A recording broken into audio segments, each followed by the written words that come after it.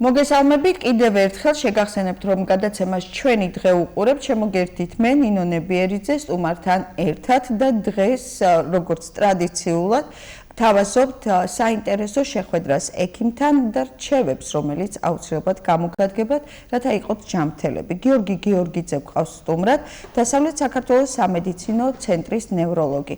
ჩვენი გადაცემის თემა კი დღეს იქნება პერიფერიული ნერვული სისტემა, დაავადებები, დიაგნოსტიკა და მკურნალობა. მოგესალმებით გიორგი, მადლობა რომ გვესტუმრეთ. მოგესალმებით ქალბატონინო, ვისარგებლებ შემთხვევით და მოგილოცავ თქვენს მაყურებელს და სრულად საქართველოს აღდგომის ბრწყინვალე დღესასწაულს ღმერთმა მრავალს დაგასრულოთ ჯანმრთელად, რაც ყველაზე მთავარი არის. უღმესი მადლობა. თუ დავაკვირდებით ბოლო წლებში განსაკუთრებით, რამდენად აქტიურად ექცევა ყურადღება საერთოდ თქვენს პროფესიას, ალბათ იქედან გამომდინარე, რომ პაციენტთა სიმრავლეს, ალბათ განათლებაც, ალბათ ამასთან ერთ სამედიცინო განათლებას გულისხმობ, ალბათ საჭიროების აღმოჩენამ და სწორად გააზრებამ გამოიწვია ის, რომ ძალიან მნიშვნელოვან კითხვებზე ჩვენ პასუხები უნდა გქონდეს. თქვენ ამაში დაგვეხმარებით დღეს, რათა ჩვენ ვიცოდეთ რაღაც ის საწყისი ბაზა, რომლის მეშვეობითაც ჩვენთვის აუცილებლად და საჭირო დროს მივაკითხავთ პროფესიონალს, თქვენი პროფილის ექიმს და მივიღებთ შემდეგ უკვე სრულყოფილ მკურნალობას. მოდით დავიწყოთ პერიფერიული ნერვული სისტემა რა არის, ამას საუბრით და კონკრეტულად რა ფუნქცია აქვს მას ადამიანის ჯანმრთელობაში. გასაგებ რომ იყოს ადამიანისთვის არსებობს ორი ნერვული სისტემა, არის ცენტრალური ნერვული სისტემა, რომელიც თავის მხრივ მოიცავს თავისა და ზურგის ტვინს, რომელიც უფრო გარკვეულია პაციენტი ამ საკითხში და არის პერიფერიული ნერვული სისტემა. უკვე თავისა და ზურგის ტვინიდან გამომავალი ყველა ის ნერვი, რომელიც აინერვირებს სახის, თავის, კისრის, კიდურების და სხეულის სხვადასხვა ნაწილებს, ეს არის უკვე პერიფერიული ნერვული სისტემა.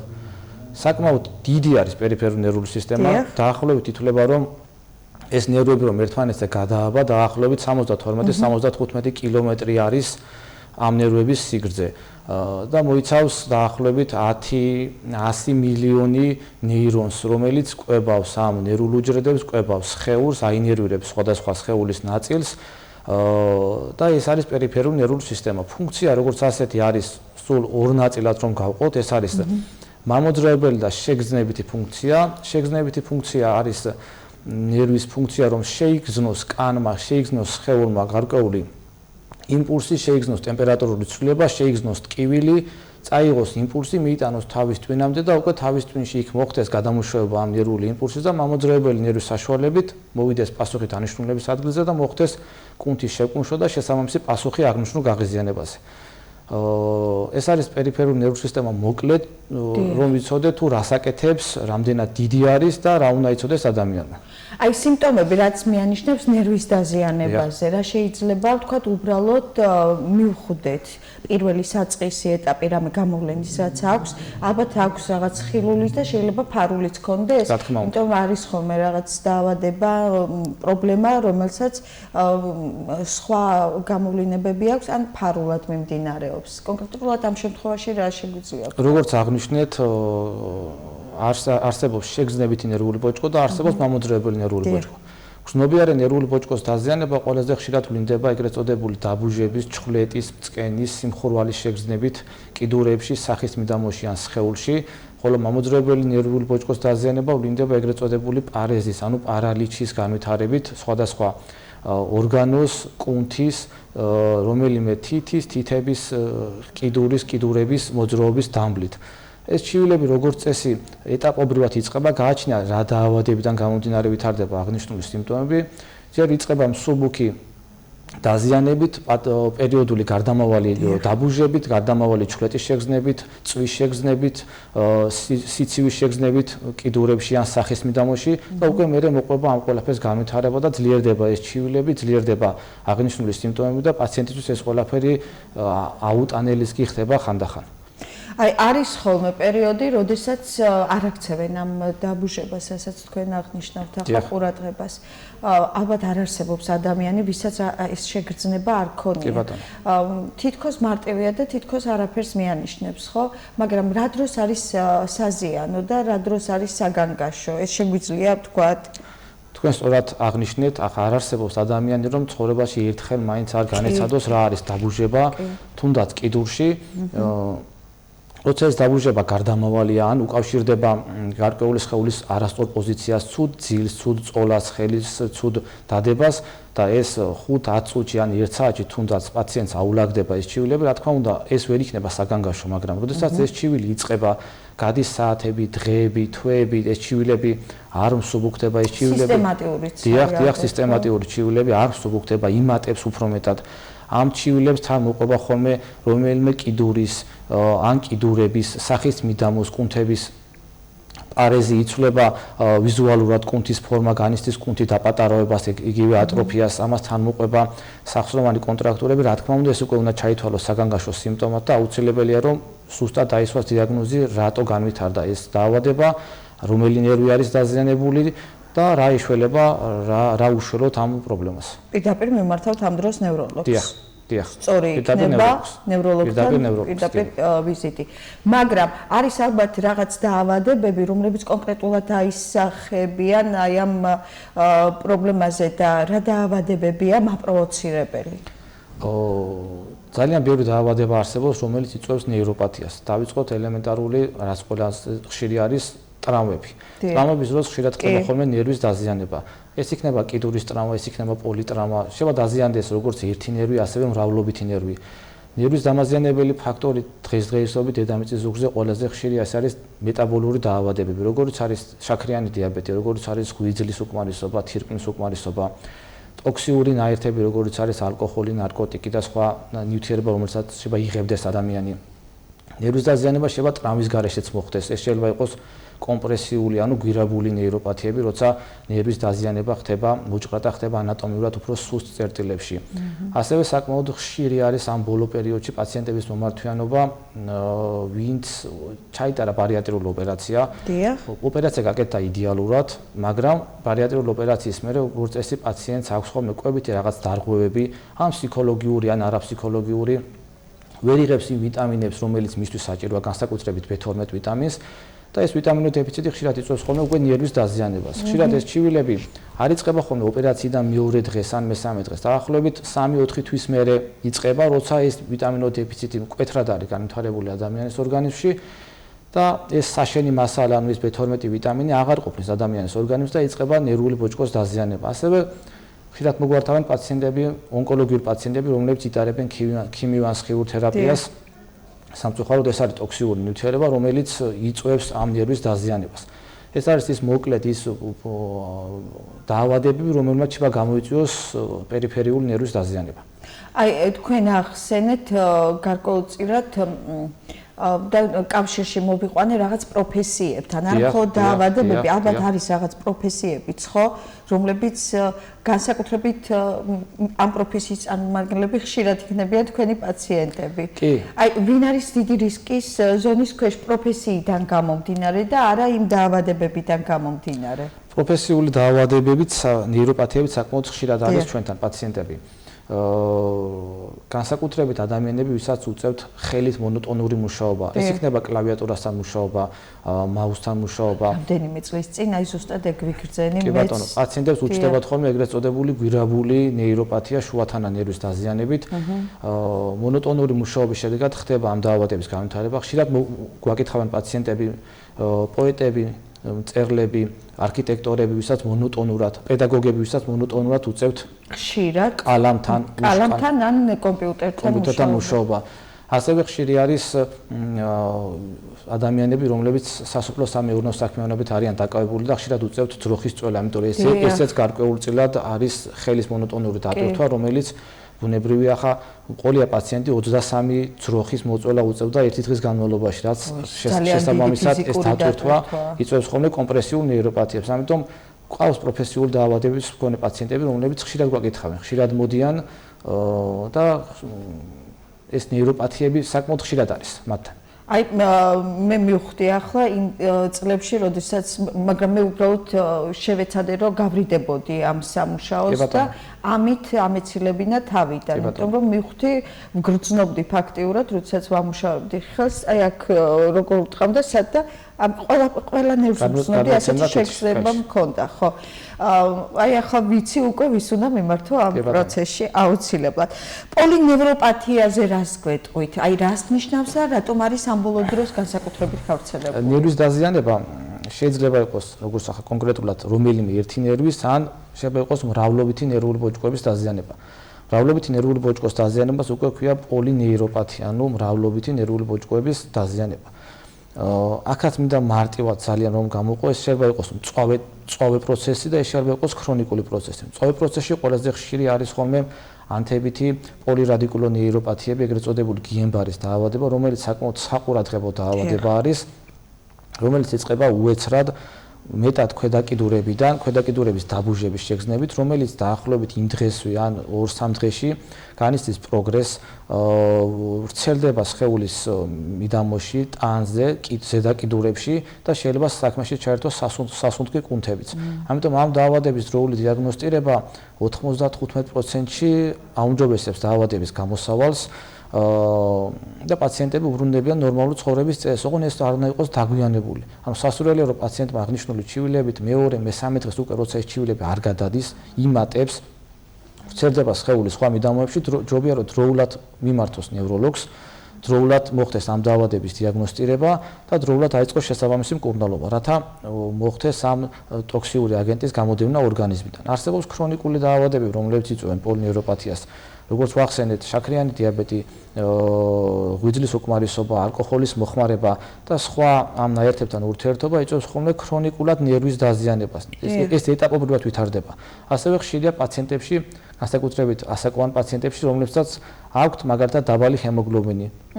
ეს დაბალი ჰემოგლობინი ტიპიურად იწვევს ხოლმე იშემიურ ნეიროპათიას, ანუ აყოფნის ეს ნერვს ეს საკვები მასალაა და ვითარდება ნერვული ბოჭკოს გაღიზიანება, ნერვული ბოჭკოს დაზიანება და ქრონიკულად განვითარებული ნეიროპათია.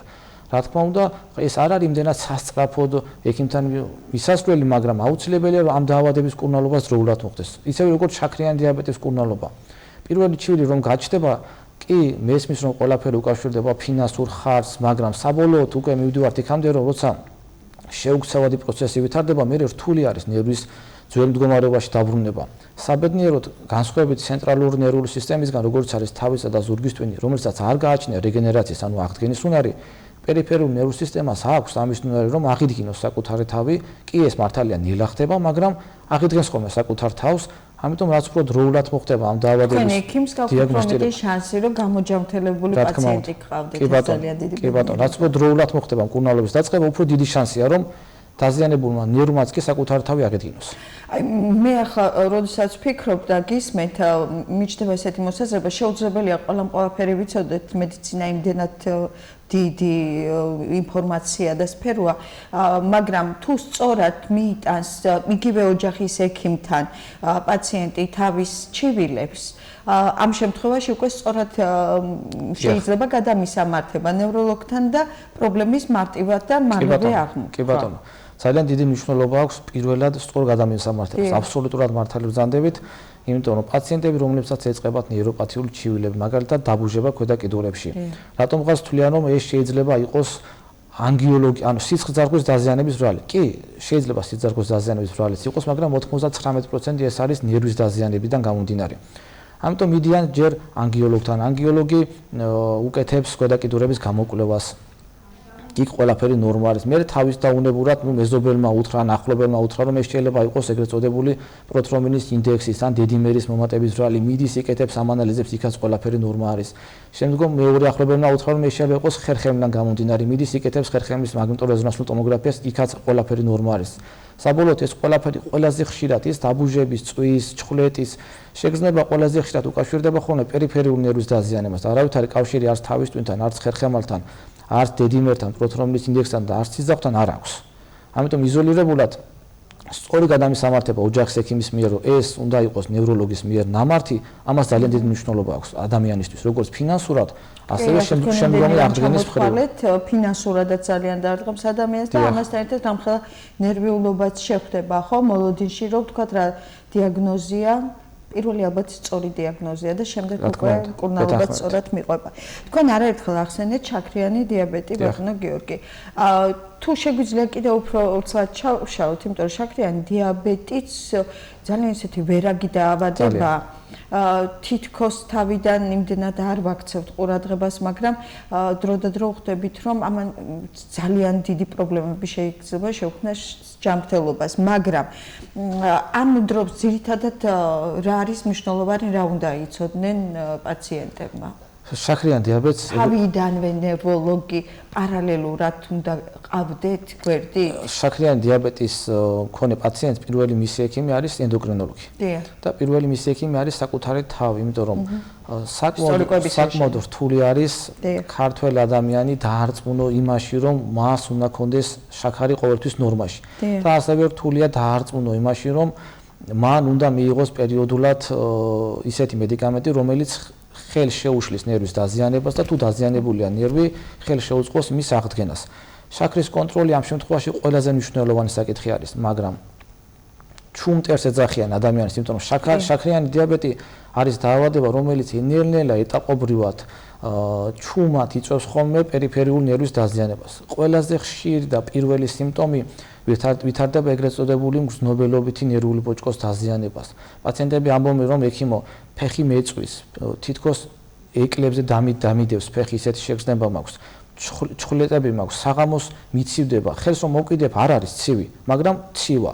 ან იმდენად მიხურს ფეხი, რომ ზამთარშიც კი საწოლიდან მიწევს ხოლმე ფეხის გამოყოფა. აი, როგორც წესი ამ ჩივილებით იწყება ხოლმე დიაბეტური ნეიროპათია.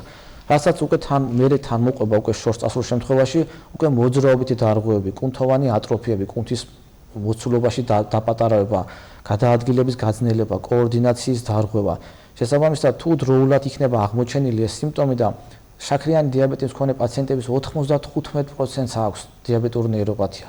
რა თქმა უნდა, ვინც დროულად იწყებს ამ ყველაფრის დიაგნოსტირებას და მკურნალობას არა იმ ხარისხის, როგორც სხვას, მაგრამ თითქმის 95%-ს დიაბეტური ნეიროპათია აქვს. ამიტომ უნდა გვახსოვდეს, რომ ვისაც დიაბეტი გვაქვს, აუცილებელია პარალელურად ნევროლოგის ჩაერთოს საქმეში და ნევროლოგმაც მართოს საკუთარი ნერვული ბოჭკოები, არა მხოლოდ პერიფერიული, არამედ ცენტრალური ნერვული სისტემას, იმიტომ რომ თავის ტვინსაც აზიანებს ეს დიდი გლუკოზა, დიდი რაოდენობით გლუკოზა სისხლში. ამიტომ ნევროლოგის ჩართულობა აუცილებელი არის.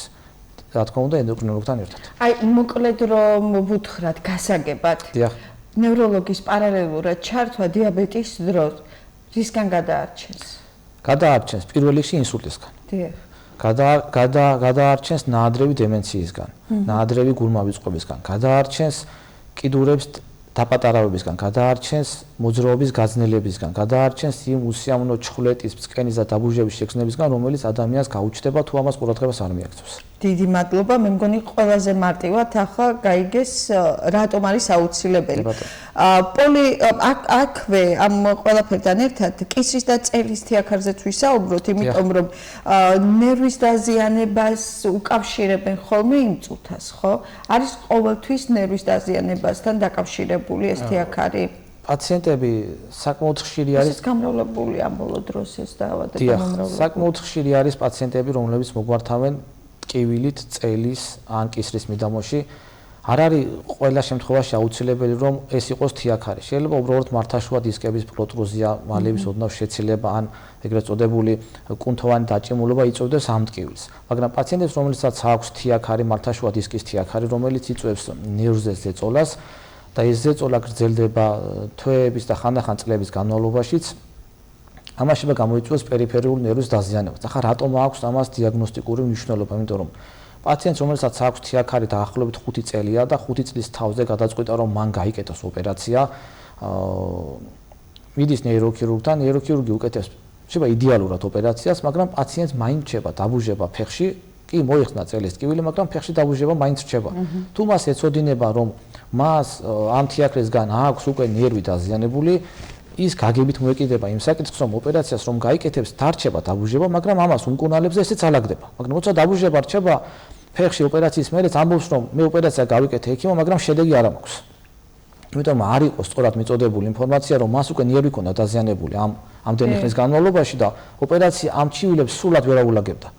ამიტომ აქაც საჭირო ხდება იმ პერიფერიული ნერვის დიაგნოსტირება და პერიფერიული ნერვის დაზიანების გამოვლენა და შემდეგ პაციენტზე ახსნა, რომ ოპერაციის მერე რა ჩივილი დარჩება და რა ჩივილი გაუქრება.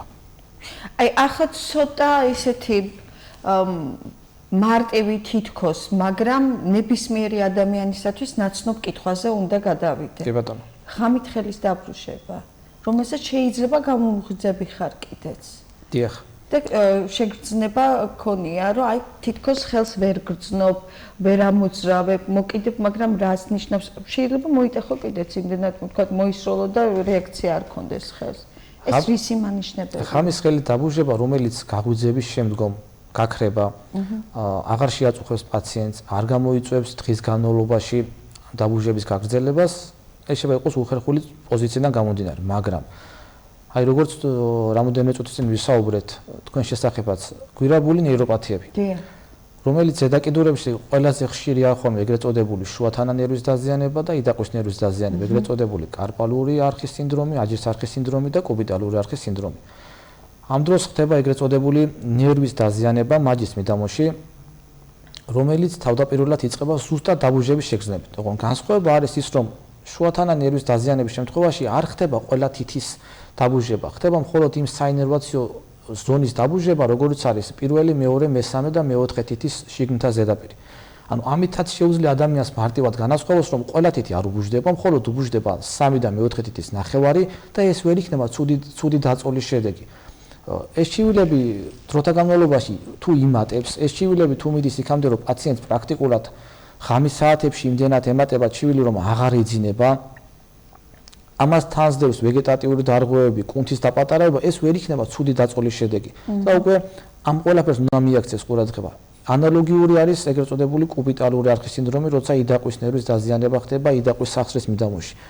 ანუ იმ ადამიანებს, ვისაც ხშირად უწევთ მჯდომარე სამსახურის ზის მაგიდასთან მთელი დღე ხელდაყრდნობილი, ან აქვს რაღაცა ცუდი მჯდომის მანერა, ხელი უყვარს ნიკაპ ქვეშ ამოდებული, ხდება ხოლმე ამ ნერვის კომპრესიული დაზიანება და ამას მოყვება ხოლმე დატანება უფრო მიდის ამაზე, ხო? ალბათ ყველას ერთხელ მაინც ქონია ესეთი შემთხვევა, რომ იდაყვის სახსარი მიუტყამს ხოლმე რაღაც კედელზე და უცებ დენის დარტყმის შეგრძნებას იგრძნობს. აი ასეთი შეგრძნება აქვს იმ პაციენტებს, რომლებსაც აქვთ გვირაბული ნეიროპათია მთელი დღის განმავლობაში და განსაკუთრებით ღამის საათებში. ეს უკვე მიანიშნებს იმას, რომ აქ საქმე გვაქვს გვირაბულ ნეიროპათიასთან ყველაზე ხშირად და ამ გვირაბულ ნეიროპათიას დროულად ჭირდება ჩარევა, იმიტომ რომ თუ ჩვენ აღმოვაჩენთ, რომ გვირაბული ნეიროპათიის შემთხვევაში ნერვი უბრალოდ გაჭყლეტილი არის და არ არის ნერვის დაზიანება წასული, აქ უკვე შესაძლებელია, რომ მედიკამენტოზური მკურნალობითაც გავიდეთ ფონს. მაგრამ როცა უკვე პაციენტი მოდის, რომ ისეთ მდგომარეობაში, რომ ნერვის ფუნქციას დაკარგული არის, ორგანულად ნერვი დაზიანებული არის, სტრუქტურულად დაზიანებულია და კუნთი დაპატარებულია, ამ შემთხვევაში ჩვენ ვახდენთ დიაგნოსტირებას და ვამისამართებთ შესაბამის სპეციალისტთან, ნეიროქირურგთან ან ორთოპედთან, რომელიც უკეთებს ამ აღნიშნული ნერვის განთავისუფლებას, ანუ დეკომპრესიას. საინტერესოა და ერთი უნდა ჩაგეკითხოთ, ეს შეიძლება ნებისმიერ ასაკში მოხდეს? თუ არის გარკვეული ასაკი, როდესაც თქვათ რაღაც დაავადებებზე რასაც ვისაუბრეთ, თქვათ იმან უფრო მეტად გამოიწვიოს, თუ შეიძლება არ ქონდეს ამ ყველაფერს ასაკი, იმიტომ რომ ბავშვობაშიდაც მახსოვს, რომ ასეთი რამ დამარცხდა. გვირაბული ნეიროპათიისთვის ასაკი განსაზღვრელი არ არის. შესაძლებელია ნებისმიერ ასაკში, ნებისმიერ ადამიანს, თეთრკანიანს, შავკანიანს, ქალს, კაცს ერთნაირი სიხშირით დაემართოს. ამიტომ ასაკს დიდი მნიშვნელობა არ აქვს ამ შემთხვევაში. კარგი, გასაგებია. ახლა შეეხება ტრამვებს. დიახ. ტრამვებია უფრო ხშირად მაპროვოცირებელი თუ სხვადასხვა დაავადებები? საკმაოდ ან არასწორი ცხოვრების წესი. საკმაოდ ხშირი არის ტრაუმული ნეიროპათიები, იმიტომ რომ პრაქტიკულად პერიფერიული ნერვული სისტემა ისე არის შექმნილი ანატომიურად განსხვავებით თავისა და ზურგის ტვინისგან, რომ თავსა და ზურგის ტვინს აქვს ანატომიური დაცვა, როგორიც არის ტვინის გარსი და როგორიც არის ძვალი. რომელიც გარედან ფარავს თავისა და ზურგის ტვინს, რომ იქ არ მოხდეს მარტივად დაზიანება, რაც არ გააჩნია პერიფერულ ნერვულ სისტემას, იმიტომ რომ ის იმდენად ზოგ შემთხვევაში იმდენად ზედაპირულად არის მოთავსებული ძვალთან და კუნთან, რომ ხანდახან მუტეხილობაც კი არ არის საკმარისი, უბრალოდ ხელის მირტყმაც კი საკმარისია იმისთვის, რომ მოხდეს ნერვის დაზიანება. ასევე ხშირად არის პაციენტები, ვისაც მონოტონურად უწევთ მაგალითად მუხზე დაჩოქილი მუშაობა. მათაც უვითარდებათ კომპრესიული ნეიროპათია, ანუ მოჭრა ხდება. ასევე ხშირი არის ტრაუმული ნეიროპათიებიდან ტრაუმა ქვია, მაგალითად არასწორი ნემსის გაკეთების დროს დუნდულოს მიდამოში ხდება ხოლმე არა გარე ზედა კვადრატში გაკეთება ნემსის, არამედ შიგნით, სადაც საჯდომი ნერვი არის. ახლოს და ხანდახან ხდება ხოლმე უშუალოდ ნემსით ამ ნერვის დაზიანება. ესეთი პაციენტების მოგვართავენ. ამიტომ არ არის აუცილებელი. ამ დროს მნიშვნელოვანია ექიმთან ვიზიტი. ალბათ ის დამარცხნიათ ადამიანებს და ხშირად, იმიტომ რომ განსაკუთრებით იმ პაციენტებს, რომლებიც ანატომიურად სუსტები არიან და დუნდულო კუნთი არ აქვთ განვითარებული, იქ ღრმად ნემსის გაკეთება და არასწორად გაკეთება ხანდახან პირდაპირ იწვევს ხოლმე ტრაუმულად ნერვის დაზიანებას. შესაბამისად, ამ დროს რაც შეიძლება სწრაფად უნდა მოხდეს. პირველ რიგში ისე უნდა გაკეთდეს ეს ნემსი, რომ არ მოხდეს საჯდომი ნერვის დაზიანება. მაგრამ თუ ვინცობა და მოხდა, აუცილებელია დროულად დაიწყოს მისი მკურნალობა, დროულად, რომ არ მოხდეს, ასე რომ ვთქვათ, ნერვის დანაწილება. შეიძლება კონდეს ამას, იმიტომ რომ ალბათობა რომ ეს დაიმართოს ადამიანს ძალიან ხშირია, იმიტომ რომ აი ჩემს ირგვლივაც ვიცი და საერთოდ ვიცი რომ არაპროფესიონალები ხშირად, მაგრამ აი გაბედული ადამიანები აკეთებენ, ხო? აი რა შეიძლება ამას მოყვეს? პირველ რიგში რასაც აღნიშნავს პაციენტი, როცა ეს პრობლემა ვითარდება, ნემსის გაკეთების დროს პირდაპირ გრძნობს დენის დარტყმის შეგრძნებას, რომელიც დუნდულოს მიდამოდან გადაეცემა მთლიანად მთელი ფეხის მიდამოში და ჩადის ტერფამდე.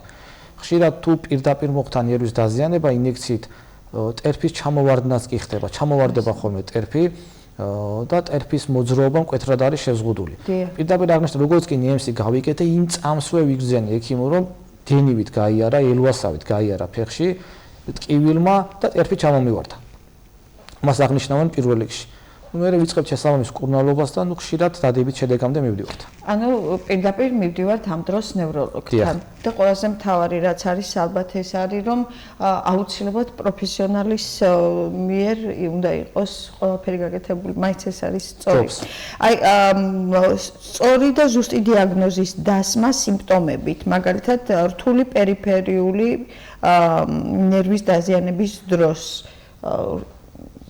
შესაძლებელია თუ ამ დროს რა არის სწორი? პერიფერიული ნერვული სისტემის ზუსტი დიაგნოსტირება ხდება ელექტრონეირომიოგრაფიულად. ეს არის კვლევის ერთ-ერთი და ოქროს სტანდარტის მეთოდი, როცა ჩვენ 99% სიზუსტით შეგვიძლია დავადგინოთ ყველა ის ნეიროპათია, რაც ჩვენ აქამდე ვისაუბრეთ. ეს გამოკვლევა დასავლეთ საქართველოს სამედიცინო ცენტრში ამ წუთას დასავლეთ საქართველოში მხოლოდ აქ ტარდება. მხოლოდ ჩვენთან ტარდება 2016 წელს, როდესაც მე დავბრუნდი საქართველოში. ვნახე რაოდენ მნიშვნელოვანი იყო ამ გამოკვლევის ჩატარება დასავლეთ საქართველოში და კერძოდ ქუთაისში, იმიტომ რომ ის პაციენტები, რომლებიც ჩვენ მოგმართავდნენ, პრაქტიკულად თითქმის ყველას უწევდა თბილისში ჩასვლა, რაც ტერიტორიული პრინციპით მათთვის ძალიან მოუხერხებელი იყო. ამიტომ გადავწყვიტე, რომ მიმეღო განათლება, ამიღო დამატებითი სახელმწიფო ლიცენზია ელექტროფიზიოლოგიაში და დამიწყო ამ კვლევის ჩატარება. 2019 წლიდან პირადად მე ვახორციელებ ამ გამოკვლევას და დაახლოებით ყოველწლიურად 800-დან 900 პაციენტამდე დიაგნოზს უსვამთ. რაც არ არის ცოტა. დიაგნოზის დასმაში ხელშეგიწყობთ ლოგიკურია, ბატონო გიორგი, მაგრამ რას გაცილებთ თავიდან, რას ირთულებს სწორედ აი ეს დამკვიდრებული მხოლოდ დასავლეთ საქართველოს სამედიცინო ცენტრში ელექტრონეირომიოგრაფია, ხო, აი ამასაც შევეჩვევი ახლა ვისაუბრებასაც. პირველ რიგში აქ მთავარი არის სწორი და ზუსტი დიაგნოზი. ეს გამოკვლევა, როგორც აღნიშნეთ, აი 99% ჩვენ გვაქვს ზუსტი დიაგნოზი. 99% ჩვენ გვაქვს დიაგნოზი, რომელთაც უკვე შეგვიძლია დავიწყოთ დროული მკურნალობა. ყველა სახის ნეიროპათია, ყველა სახის ნერვის პრაქტიკულად დაზიანება, როგორც არის სახის ნერვი, კიდურებში გამავალი ნერვული ბოჭკოები, ყველა სახის ნერვის გამოკვლევა ხდება ამ აპარატით და ასევე გარდა ნერვისა, ასევე შესაძლებელი არის კუნთის დაზიანების დიაგნოსტირებაც. ეს იქნება ტრაუმული თუ არატრაუმული კუნთის დაზიანებები. ესეც ძალიან მნიშვნელოვანია, იმიტომ რომ ხანდახან ადამიანი მოდის, რომელსაც მაგალითად კუნთი აქვს დაპატარავებული ზომაში, ატროფირებული და ძალიან მნიშვნელოვანია და ძალიან რთულია პირდაპირ განსაზღვრო, ეს უბრალოდ კუნთის ბოჭკოს დაზიანებაა თუ ჯერ მოხდა ნერვის დაზიანება, რამაც გამოიწვია კუნთის დაზიანება. ამ შემთხვევაში მხოლოდ ჩივილების მოსმენა პაციენტის და არ არის საკმარისი. არ არის საკმარისი, იმიტომ რომ ორივე შეიძლება იყოს ფაქტორი. კუნთის ბოჭკოს დაზიანებას სულ სხვა მკურნალობა ჭირდება, ხოლო ნერვის დაზიანებას, რომელმაც გამოიწვია დამატებით კუნთის დაზიანება, სულ სხვა მკურნალობა ჭირდება. ასევე ჩვენ რაც ვახსენეთ, თუნდაც ის დიაბეტური ნეიროპათიები თითქმის დასაწყისშივე შესაძლებელია აღმოჩენა ელექტრონეირომიოგრაფიულად ამ ნერვის დაზიანება. იგივე გვირაბული, ანუ კომპრესიული ნეიროპათიები დასაწყისშივე შეიძლება ამ ყველაფრის აღმოჩენა და მართვა. როგორც მანამდე ვახსენეთ, ის წავი ანთებითი პოლინეიროპათიის ოქროს სტანდარტი ასევე ელექტრონეირომიოგრაფიულად რომ დროულად მოხდეს ამ წავე პროცესის დიაგნოსტირება, რათა შემდგომი გართულება, როგორც არის სუნთქვის უკმარისობა და ასე შემდეგ, ეს ყველაფერი თავიდან ავირიდოთ. ჩვენ ვცდილობთ მაქსიმალურად კომფორტულ გარემოში მომსახუროთ პაციენტებს და მაქსიმალურად ზუსტი დიაგნოზით, რაც შეიძლება დროულად მოვახდინოთ მათი დახმარება. აი, დროული დიაგნოსტიკა ალბათ საშუალებას იძლევა, რომ რაც შეიძლება საუკეთესო შედეგი მიიღოთ. კი ბატონო. და ალბათ თქვენ ამის შესაძლებლობა გაქვთ, ხო? რა გიწყობთ ხელს, რომ ვთქვათ პაციენტების ინფორმაციულობა, პაციენტების განათლება ამ მიმართულებით, ვთქვათ, გაიზარდოს? რა კეთდება ამისთვის, ან რა უნდა გაკეთდეს? თუნდაც ჩვენი დღევანდელი გადაცემა და თქვენი დახმარებით ეს ამ ჩვენი ინფორმაციის მიწოდება ესეც წინ გადადგმული ნაბიჯია, რათა პაციენტმა იცოდეს, როდის, რა ჩივილებით, რა მდგომარეობით მიმართოს ექიმს და როდის ჩაიტაროს აღნიშნული გამოკვლევა. ასევე ვცდილობთ, რომ მაქსიმალურად ეს იქნება საინფორმაციო ბუკლეტები, ფლაიერები თუ გარკვეული შეხვედრები მოსახლეობასთან, ვცდილობთ ამითაც მივაწოდოთ გარკვეული ინფორმაცია. ასევე ძალიან გვეხმარება ამაში ჩვენი პაციენტები, იმიტომ რომ პაციენტმა რომელმაც ჩაიტარა აღნიშნული გამოკვლევა გარკვეული ჩივლებიდან გამომდინარე, ის იმან გარკვეული ინფორმაცია მიუტანა მის მეზობელს, ახლობელს ინფორმაცია. ასევე ამაში გვეხმარებიან ჩვენი კოლეგები, რომლებიც სწორად ამისამართებენ პაციენტს აღნიშნულ გამოკვლევაზე და დროულად სწორად ამისამართებენ და დროულად ხდება დიაგნოსტირების გაკეთება.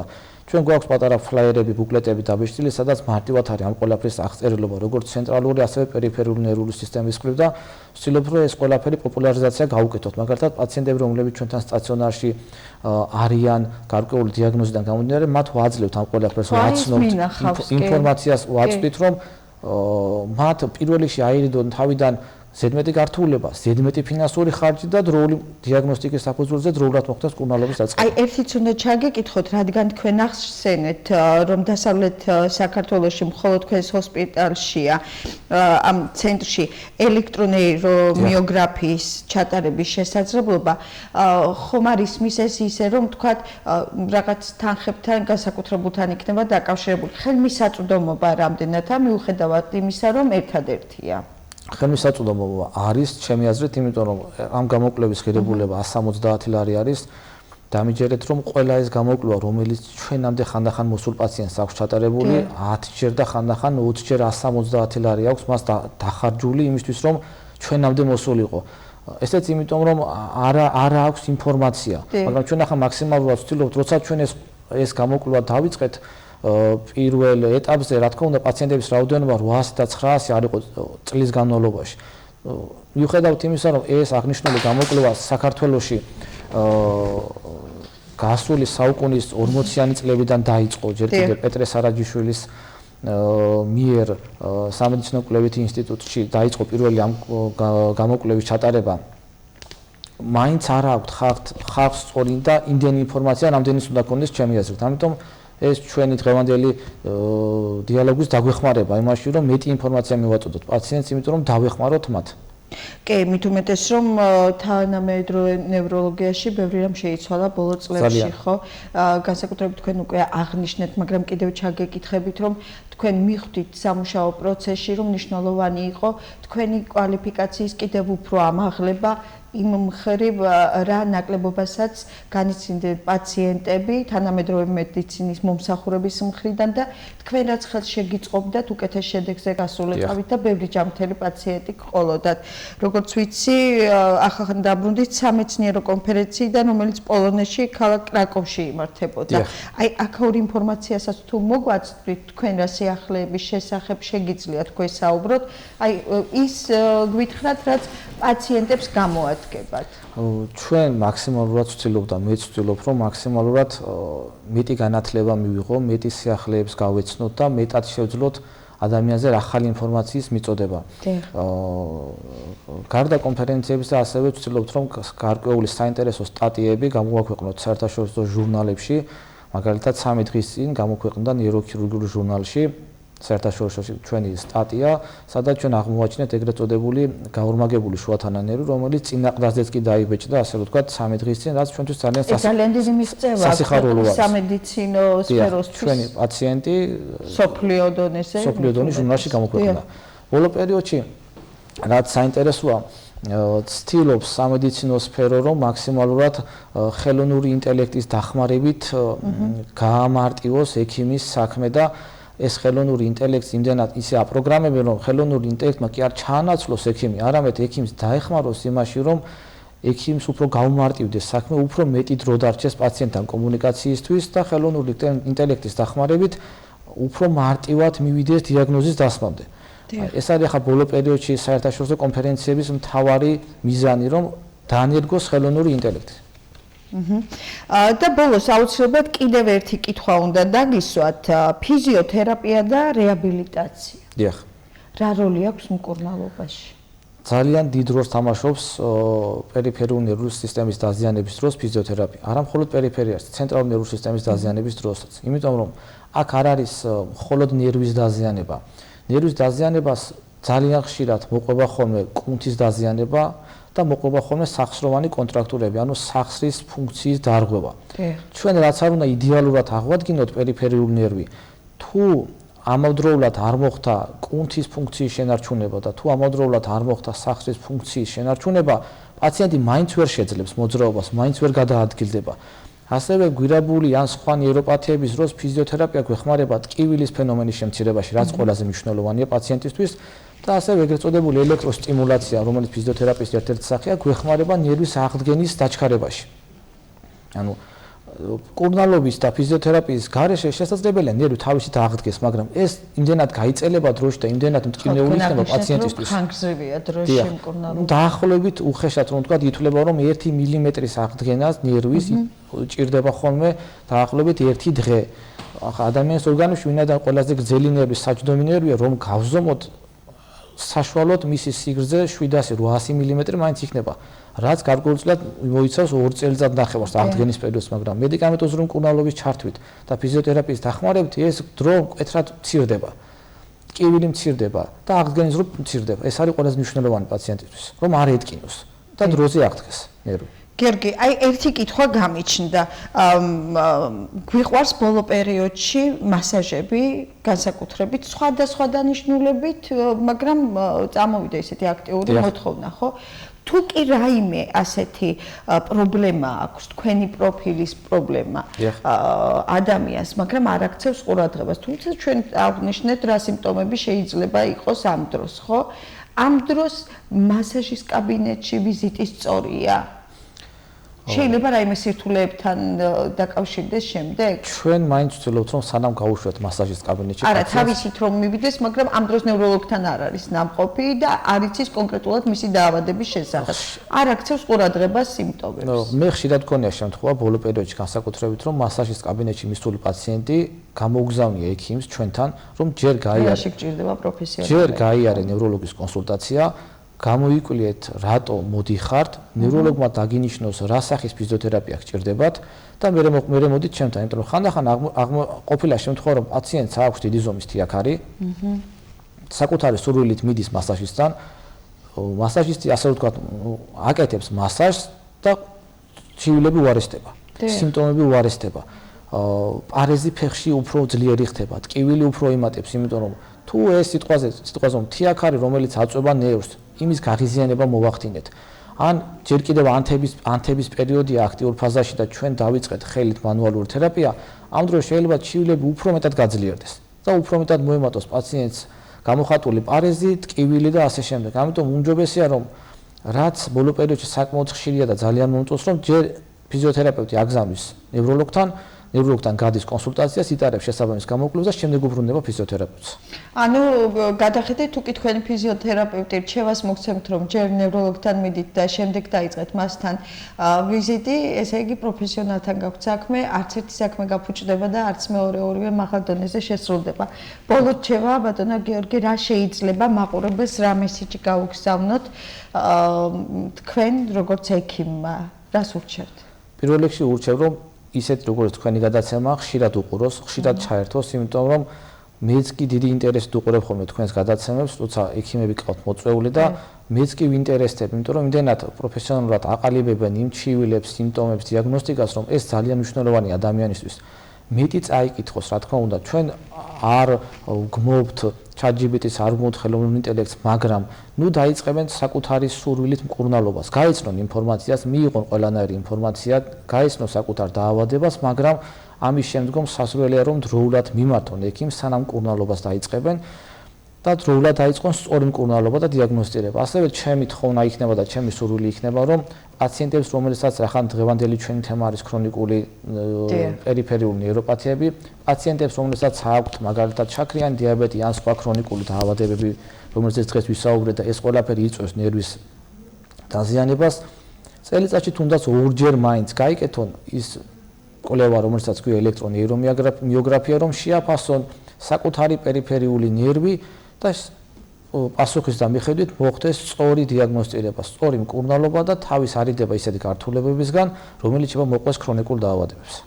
დიდი მადლობა. ყველაზე სწორი ალბათ არის რომ დროულად ყველამ მიიღოს ის ინფორმაცია, რაც მნიშვნელოვანია მისი ჯანმრთელობისათვის. შემდეგ უკვე პროფესიონალთან ვიზიტი და სწორი დიაგნოზი საშუალებას მოგცემს პრობლემის აღმოფხვრაში და რაც მთავარია, დიდხანს ხანგრძლივად და ჯანმრთელად ვიცოცხლოთ. მინდა გითხრათ, რომ ჩვენი სტუმარი სტუდიაში გახდათ გიორგი გიორგიძე, დასავლეთ საქართველოს სამედიცინო ცენტრის ნევროლოგი, პერიფერიული ნერვული სისტემა, დაავადებები, დიაგნოსტიკა და მკურნალობა, თემა, რომელზედაც ვისაუბრეთ. მე ამით გემშვიდობებით, ერთმანეთს პარასკევს შევხვდებით ზუსტად 11 საათზე ნახვამდის.